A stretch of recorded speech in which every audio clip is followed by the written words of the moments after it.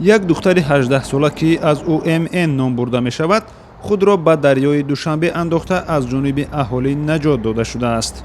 اینجا همان پل است که روز گذشته یک دختر 18 ساله ساکن شهر دوشنبه از آن به دریا افتاده است. حالا این دختر در بیمارخانه شهر دوشنبه زیر مراقبت طبیبان قرار دارد. طبیبان باشد حالت وضع سلامتی این دختر را وزنین میانه ارزیابی میکنند. از صحبت‌هایی که تا این دم هم مقامات و هم طبیبان با این دختر داشتند، سبب به دریا افتادن این دختر خودکشی ارزیابی شده است. اما تا حال نتیجه نهایی صحبت و هم تشخیص مقامات معین نکرده است که سبب دست به خودکشی زدن این دختر در چی است.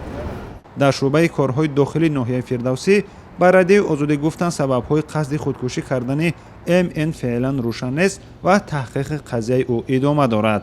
طبیبان بیمارخانه در صحبت با ما وضع سلامتی این دختر را وزنین میانه گفتند، ولی با سبب آنکه زیر دارو قرار دارد نگذاشتند ما به نزدش درآییم. سلامتی وی عضو وزنین میانه هنگام آوردنش وزنین بود، در حالت سرمازدگی عمومی بدن قرار داشت. تسپ بدنش 35.2 بود.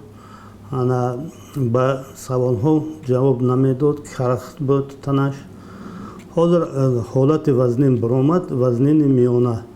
حاضر درد سرش کمتر سخت است، عذاب میتید و برای همین متخصصان دیگر ما دعوت کردیم.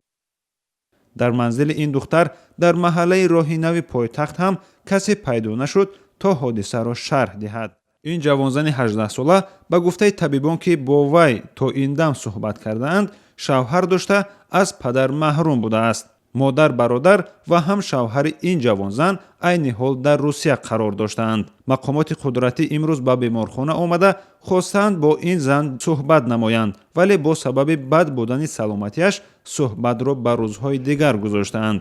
شادمان یتیم، مولا رجب یوسفی، آزادی دوشنبه.